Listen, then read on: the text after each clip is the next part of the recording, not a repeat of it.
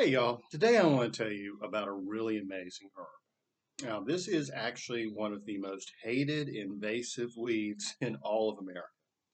If you've spent any time in the American South, you have seen this plant. This is kudzu, the vine that ate the South. But did you know this is one of the most useful medicinal herbs and an important wild edible? Yeah, you can eat kudzu. These leaves make a nice pot herb. You can cook them up and eat them. They're very nutrient rich and they actually contain a lot of protein. This plant is very high in protein. This is a plant that could save your life. Um, the flowers, which come out about late spring, early summer, have a scent like grapes. And you can use them essentially the same way you would use grapes. You can make a jam or a jelly out of them. You can make wine out of them. And in any stand of kudzu, they're so plentiful, you could fill a 5 gallon bucket in probably 10 minutes. Wonderful plant. Absolutely fantastic plant that is so falsely maligned. Let's look at the leaves. It has 3 leaves. But don't worry, it's not a poison ivy. It's not a if it's 3, let it be. You'll know kudzu once you get used to it. The leaves are a little mm, textured. I wouldn't quite call them furry or fuzzy, but there's a little texture to them. Now, medicinally, this plant is one of the primary herbs used in traditional Chinese medicine. Let me just go ahead and read you everything you can use this plant for medicinally. It will probably just blow your mind, really. All right, plants for future states. The kudzu vine is commonly used in Chinese herbalism, where it was considered to be one of the 50 fundamental herbs. Recent research has shown that compounds called daidzein or daidzein, which are contained in the roots and the flowers, are a safe and effective method for treating alcohol abuse. They work by suppressing the appetite for alcohol, whereas existing treatments interfere with the way the alcohol is metabolized and can cause a buildup of toxins. The plant is often used in combination with chrysanthemum in treating alcohol abuse. The flowers and roots are antidote and antiemetic. Now, antiemetic is a word that means it helps prevent nausea. Um, they are antipyretic, which is another one of those words that just says they help bring down a fever. They're antispasmodic, demulcent, that basically means soothing or moistening. Diaphoretic, that's another word for fever. Digestive means it settles the stomach. Febrifuge, another word that means it helps break or lower a fever. Like, these words are kind of interchangeable, but they're all a little different. Just remember this kudzu is really good for a fever. Hypoglycemic, that means it helps control blood sugar. Hypotensive, which means it helps reduce blood pressure.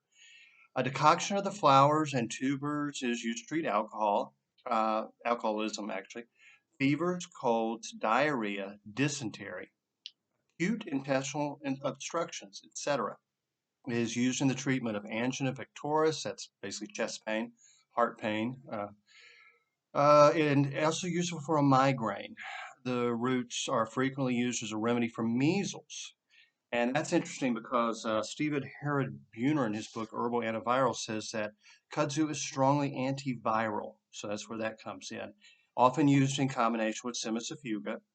The root contains purulin that increases the flow to coronary arteries and protects against acute myocardial ischemia caused by the injection of pichurin. That's a word I'm not familiar with. The root can be harvested from the autumn to the spring and used fresh or dried. The flowers are harvested just before they're fully open and used for dried for later use. The stems are galactagogue. Um, they are also applied as a poultice to incipient boils, swellings, and sore mouths, etc. You can use these leaves as an emergency poultice for a cut, a sprain, a bruise, an infection. Really good, field medicine. And the seeds are used in the treatment of a hangover or dysentery. And the leaves are also styptic. That means they help stop bleeding. So, if you're ever out in the woods and you get cut, a poultice of these leaves will help stop bleeding, help stop infection, and help soothe the wound. This plant has so many incredible uses. See these vines? A fiber can be taken from these vines, which you basically do. You would strip all the leaves off, you get a whole bunch of the vines, and traditionally people buried these in pits and let them ferment. then taken them and soaked them in rivers and kind of let the water wash them and beat them out a little bit, and the fibers separate, and you can actually make a fishing line out of the fibers of this, or it can be woven into a very fine linen, which some of the most expensive kimonos and such have been traditionally made out of. So where did this vine get such a horrible reputation? Well, let me tell you about one of my heroes, the man named Channing Cope. Channing Cope, um, early 1900s, wrote a column for the Atlanta Journal-Constitution, and he had a popular radio program on gardening. Now, at this time, the South was literally washing away. We've all heard about the Dust Bowl. You know, in school, we all learn about the Dust Bowl when bad agricultural practices caused the Midwest to blow away. Well, in the South, bad agricultural practices were causing the South to wash away. Erosion was just a huge problem. People were growing monocrops of cotton and tobacco, and the fields were the topsoil was washing away. Everything, the wealth of the South was washing down the creeks, essentially. And Channing Cope came up with an idea. He found that this protein content in here made kudzu an excellent cattle fodder. You can cut it and dry it as hay, or you can just let them graze on it. Cows love it, and they produce more milk. They put on lots of meat and good fat and everything. And he came up with an idea that if Southern farmers would grow um, perennial grasses, and he in his book called Front Porch Farmer, he describes in detail all these perennial grasses and their nutritional value for cattle, along with kudzu instead of growing cotton and tobacco, that we could protect our soils, enrich our soils because kudzu is a nitrogen fixer. It actually fertilizes the soil as it grows. And the idea of the front porch farmer was the farmer could sit on his front porch and watch his cattle graze and become rich. He also advocated rotational grazing. Very much, a lot of his work really presage Joel Salatin's book, and I would highly recommend Front Porch Farmer to anyone. Channing Cope was a big, Southern character, barrel-chested, rich voice, good sense of humor, wrote beautifully. I mean, he wrote like William Faulkner, and storyteller, a real character, and maybe I kind of identify with him a little bit, but he did not advocate planting kudzu on roadsides and along stream beds. That was the Army Corps of Engineers. They took one little bit of his idea and ran out and just planted this all over the place. Okay, kudzu in the summertime will usually grow about a foot a day. In the right conditions, it can grow a yard a day. Soon, kudzu was covering people's fields and homes, even covering roads. I mean, I remember driving through like down around Rockingham, North Carolina. What is that, Richmond County, maybe? When I was a kid, and the kudzu would be coming across the telephone wires and the electric wires right across the road and growing over buildings on the sides.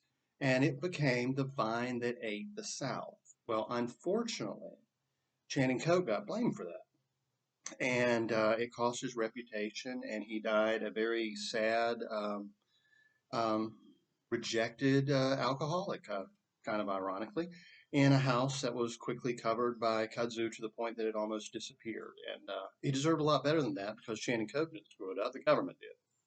But Channing Cope got blamed. I hope he got the reward he deserved in heaven for spending a lifetime of trying to help farmers and Southern people and restore the land. A weed is only a plant that's growing where people don't want it to grow. Okay. There's no such thing as a bad plant. God made all the plants for our health, and this is one much maligned weed, invasive, actually illegal to plant in many places. So I'm not advocating that you go and plant kudzu, but go out and start harvesting it and use it as intended as food and medicine. And hey, you can actually also weave baskets out of this vine very easily. You can make all kinds of crafts out of it. And I'll show you one book. If you're interested in kudzu, get this. This is the Book of Kudzu, a culinary and healing guide, written by William Shirtleaf and Akiko Aoyagi. Akiko Aoyagi, that was his wife. Okay, he wrote a bunch of great books on fermentation And this book on kudzu is absolutely essential if you live where kudzu grows. You see this man holding a kudzu root that's bigger than him? Yeah, kudzu roots can get big. And you may also, if you spend any time in Asia, know that kudzu starch is very valuable. This root contains a lot of starch, and they often make candies out of it, and they use it as we would, potato starch or arrowroot or anything like that. So, yes, I am advocating the use of an invasive weed. I'm not advocating you plant it. I'm advocating you go out and find it and use it. And, the more you harvest, the less it's going to be a problem for you or somebody else. So remember, kudzu, great food, great medicine. It can be anything from pot herbs to wines or jellies to starch to candy, and so medicinal and so useful. And hey, if you make a fishing line or a kimono out of one, you send me a picture of it. Tell me about how you did it. I'd love to see that. All right, y'all have a great week, and I will talk with you next time.